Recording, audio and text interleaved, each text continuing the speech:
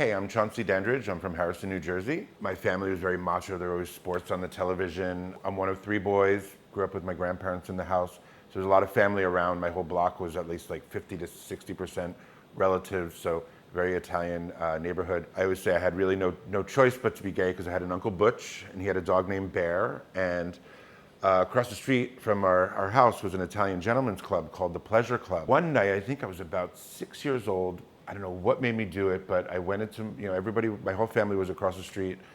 And I went into my mom's room and I got a big t-shirt and put a belt around it. I think I put on some makeup and I made my way across the street to the Pleasure Club. And I walked in and I remember it wasn't like an anger, like nobody yelled at me, but like I remember a circle of people surrounded me and kind of ushered me like back across the street home. It was a bit of shame, like I knew I'd done something wrong. I knew I'd done something that they didn't approve of. So I think that kind of informed me as I got older and started to come into my own. In high school, I was lucky enough to find a large group of gay people and lesbians like really fast. So I found my tribe very early. My family kind of knew that I was different and my family kind of knew that I had like different interests in life and like they definitely accepted me. So I never really had a hard time, but I definitely tried to hide certain things and definitely tried to not embarrass them. My family was pretty well known in town. So then, I went to college and all that, and I only went to college for about a year and a half. The 90s happened, I moved to New York. I started working for Housing Works, thrift shop. So that was a big introduction to queer life. I was surrounded by a bunch of creative gay men. It was also an organization that was a child of ACT UP, so that kind of informed my activism. I was a club kid in a way, 90s, early 2000s, Limelight was a big space, big place.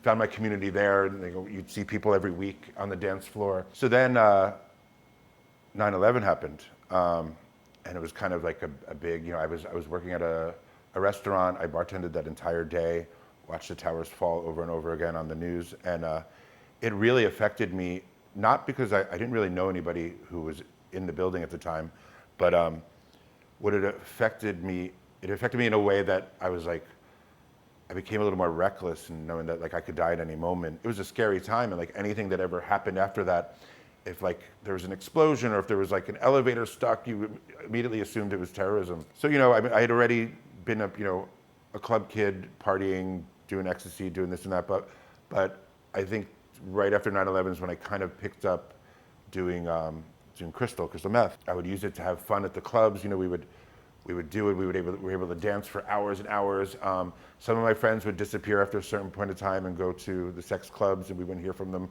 for a day or so. I kind of never went into that direction really. Like of course I had my fun sexually when I was high on it, but I kind of used it to be more creative, and that's always what drugs were for me. I was definitely addicted, but I didn't get addicted to it in all those harmful ways. Of course, you're not eating, you're not drinking enough water, all that kind of stuff. It's definitely not a healthy thing to do. Because I was such a goody two-shoes as a kid, I kind of started to drift away from my family because I didn't want them to see me in that condition, because the paranoia sets in, or just not even that, just not being completely there when you're on these kind of drugs. In that interim, I started DJing in the East Village at a place called Urge. So I started to get into that mode. I was in my mid 20s at that point. So then one day around, I think it was about kind of 2005, maybe. I think I had disappeared for maybe 3 or 4 years.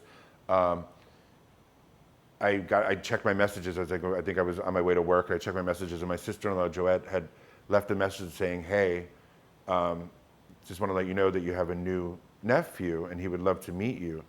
And that just like crushed me and broke my heart. I was like, "You need to flip this stuff around, and you need to, like stop, grow up and go see them." And that was the turning point where, luckily, I was able to eventually stem off from doing crystal meth. And I do remember like all the shame or all the embarrassment or any kind of like, should I act like this in front of my family?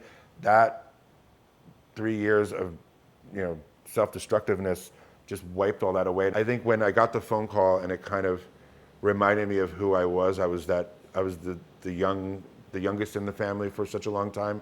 And the fact that there was a new nephew kind of broke my heart and made me realize I need to be there, whatever shape or form I'm in. And that's when I kind of thought to myself, I'm like, well, I'm not going to hide. I'm not going to, I'm not going to like, I'm going to wear the shirt I want to wear. I'm going to wear it because that's me. And if they're really looking forward to seeing me and they really want me to be there, then they're going to accept whatever I give them. So like a month or so later, I met up with them. I think it was summertime, probably like a couple months after my sister-in-law left the message, and I remember being in the pool in their backyard, and I'm not that kid anymore. I'm the weird uncle from New York, but I'm also like I have my nipple pierced, full beard, and just my whole presence and the way I presented myself was more authentic than it ever had been in my entire life. So, and I wasn't afraid to face my family as that. And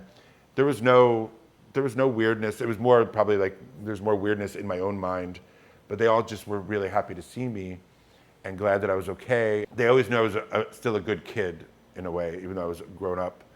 So that was sort of comforting.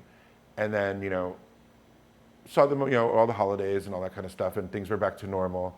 Only the past couple of years, like post-COVID, it's been a little wacky with, like going to visit and stuff like that. But we still have a good relationship. Being myself, I've been more apt to like become this kind of one-man show where I'm like volunteering for this and doing things for that and doing things for that, and just kind of, I always try to lead by example to let other people know that they could do all the things that I do and still do this and still do that and still do that. Throughout my years of experience and all that, I've kind of made peace with that little boy who put on the fake dress and the makeup. We're okay with each other, and we're kind of, like, I guess I've grown up to kind of be him. As cliche as it sounds, you really only have that one life, and your legacy is what you do in that life. And you want people to remember you for something that is an example of how to live your life, free and with love and with compassion.